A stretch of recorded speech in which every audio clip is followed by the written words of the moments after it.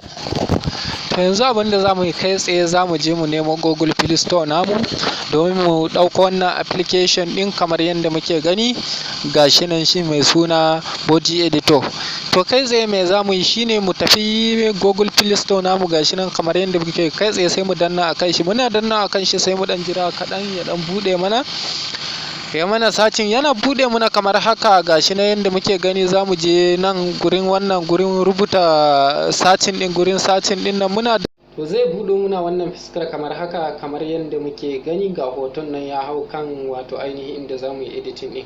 To kai tsaye abin da za mu yi shine za mu zo wurin nan ga wurin alaman wannan alamar sai mu danna a kanta.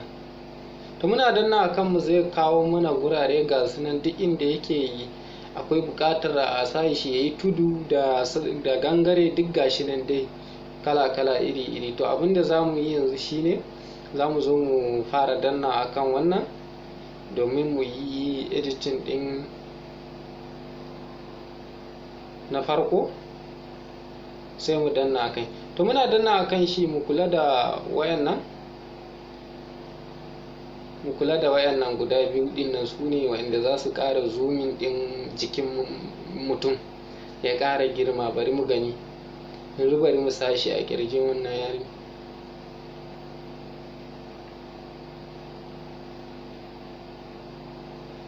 To yanzu misali kamar haka sai ki zo ki daidaita shi haka, kina daidaita shi sai ki zo ki danna akan wannan, bari in nuna muku akan wannan gashi nan kamar yadda muke gani.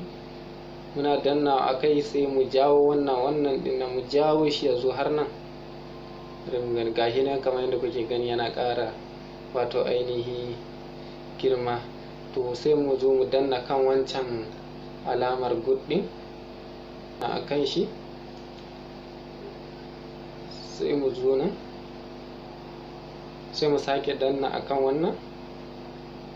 Muna dannawa kan wannan sai mu zo mu kai wancan can kamar yadda muke gani haka gashi nan sai mu zoomin ɗin shi haka sai mu ƙara mu ja shi haka ya girma sosai yadda daidai yadda kike so ya girman nashi haka za ki bar shi. To bari mu bar shi a haka kawai tunda yake wato gwaji muke yi. To kai tsaye sai mu danna kan nan kamar yadda kuke gani. Muna dannawa sai mu ƙara janyo wannan alamar. To gashi nan yana ƙara girma gashi kun gani ko, in muka mai da shi zai koma, in muka jawo shi zai ƙara girma. To gashi nan dai iri-iri kala-kala sai yanda kika zaɓa. Gashi nan ga wannan nan shi ma wannan kuma shine na ƙara wato ainihi gashi nan bari nuna muku wannan